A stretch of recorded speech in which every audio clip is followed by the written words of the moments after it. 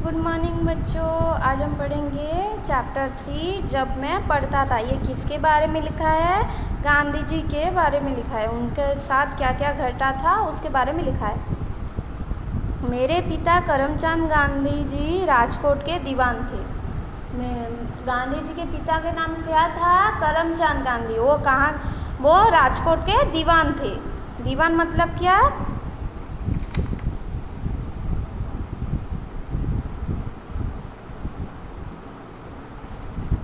दीवान मतलब एक कर्मचारी है। वे सत्यप्रिय, साहसी और उदार व्यक्ति थे। उनके पिता जो थे सत्यप्रिय, साहसी और उदार व्यक्ति थे। वे सदा न्याय के साथ देते थे। जो न्याय करता था, जो सच बात बोलता था, वो उनके पिता हमेशा उनका साथ देते थे। माता जी का स्वभाव बहुत अच्छा था। उनका माँ का जो स्वभाव था वो भी बहुत अच्छा था। वे धार्मिक विचारों की महिला थी। उनको धर्म काम करना बहुत अच्छा लगता था। वो धार्मिक विचारों की महिला थी। पूजा पाठ किए बिना वह भोजन तक नहीं करती थी। वो पूजा पाठ किए बिना भोजन तक भी नहीं करती थी। वो कुछ खाती भी नहीं थी। पूजा पाठ करने के बाद ही वो भोजन खाती थी। 2 अक्टूबर सन 1859 को 69 को पोरबंदर में मेरा जन्म हुआ। अक्टूबर 2, 1869 में गांधी जी का जन्म हुआ था। मेरा उम्र 7 वर्ष रही होगी जब पिताजी ने पोरबंदर से राजकोट आ गए।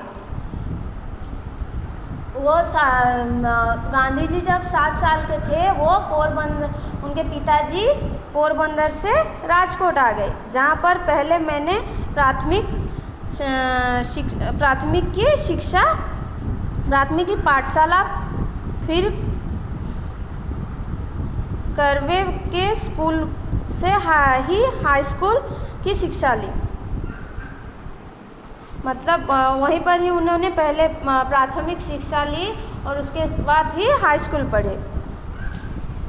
मुझे याद नहीं ये है कि किसी दौरान मैंने कभी भी किसी शिक्षक या किसी लड़के से झूठ बोला।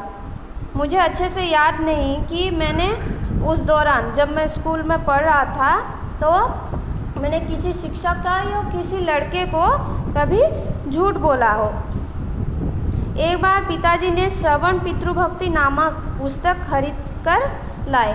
उनके पिताजी ने एक बार क्या किया? श्रवण पितृभक्ति नामक एक पुस्तक खरीद कर लाए। मैंने बहुत शौक से उससे पढ़ा। बहुत शौक से उस बुक को गांधी जी ने पढ़ा।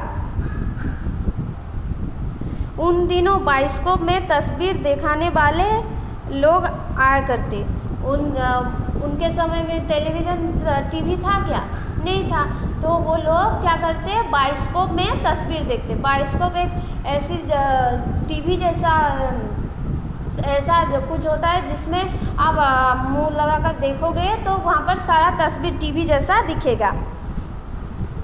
तभी मैंने अंधे माता पिता को बहंगी पर बैठाकर ले जाने वाले श्रवण कुमार का चित्र देखा। ये देखो कैसे श्रवण कुमार अपने माता पिता को पकड़े हैं, वैसे ही गांधी जी ने बाइस्कोप में देखा।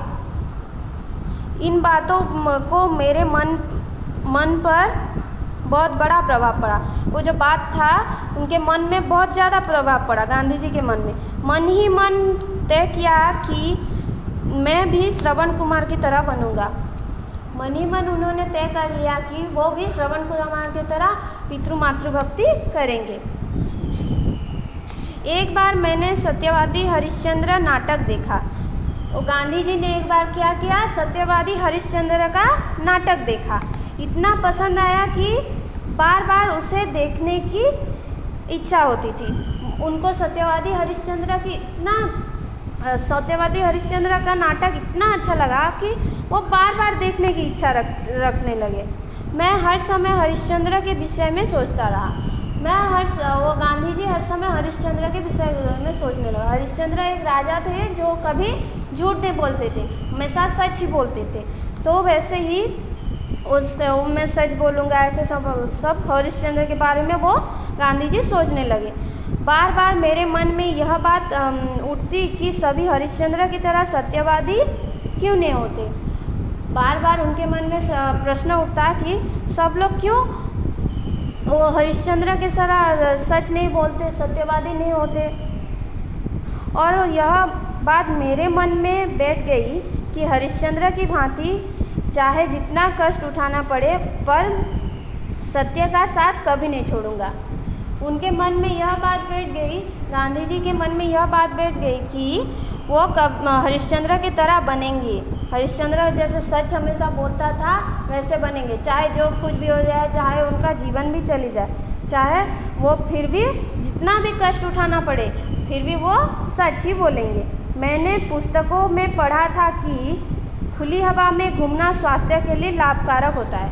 पुस्तक सारे में उन्होंने पढ़ा था कि खुली हवा में घूमना सेहत के लिए बहुत अच्छा होता है। खुली हवा में घूमने से हमारा शरीर बहुत अच्छा रहता है। यह बात मुझे अच्छी लगी और तभी से मैंने सैर करने की आदत डाल ली।